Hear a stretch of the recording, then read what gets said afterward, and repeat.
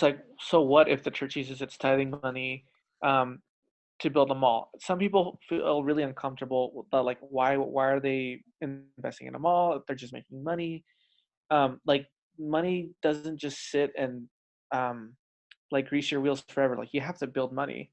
And so people, I think, are just, they're sort of conflicted with, like, if you're a charity, then you can't be a capitalist at the same time. And it's like, well, actually, those two are like the reasons that any of this is possible. Yeah, that's an interesting point.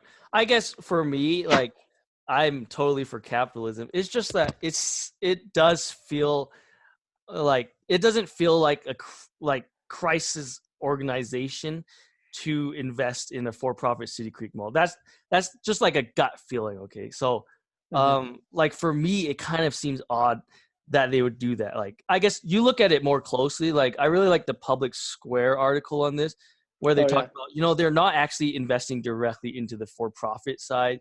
They're putting money in for the construction, and then I think they get paid back. So like that 1.4 billion, like that money will actually end up going back to the church, if that makes sense. It's not just being given necessarily to the City Creek Mall. There's some argument about that. But like what you're arguing is actually interesting, because you're saying that there should actually be no problem if the church were actually to invest in for-profit organizations, right? Well, I mean, yeah, I personally, it's like, we live in a capitalist society. We live in I'm not saying that the church should try to rip off its members or something like that. That's what people are insinuating when they bring this up. But I do know that the church does have for-profit organizations, and some of it, like some of our tithing money, goes towards that. And I guess the thing that people are concerned about is, where's the balance, right? Wait, but what kind of church money would go to for-profit organizations? Because prior to this leak, the church was stating that no tithing money would ever go to these things like the City Creek Mall.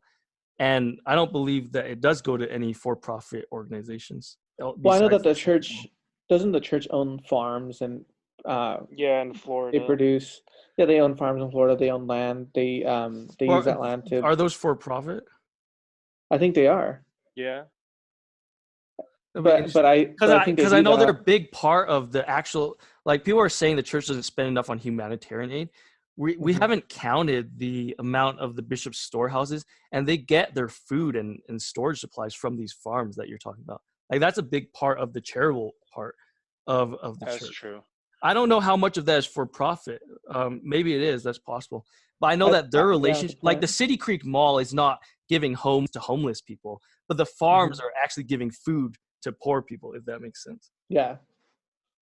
So, like, in my view, it's more like, I think it's perfectly reasonable to feel edgy about the church investing in places like City Creek Mall, even though I love City Creek Mall and I've been there multiple times. I live right down 30 So minutes. I guess, like, when I first heard a couple of years ago that the people in the 70 and the 12 were paid like a stipend of over 100,000, I was kind of like, I have to agree. I kind of felt that same, like, oh, that's kind of weird. Like, why would they get paid that much? But, after time, you're like, well, they're, investing their whole life. Well, it's not just that. They make way more money before. And they made more money before, yeah. So there's a lot of those type of things. And over time, like, just, it doesn't bother me anymore. But I could see how someone that's never really thought about that before, even hearing something like the COP, Corporation of the Presidency, like, what the heck is this? Is this LLC? Is this suddenly? It seems strange, and I would say it seems especially strange to those people that have never heard of it. Here's something interesting, though. It is a global organization, so.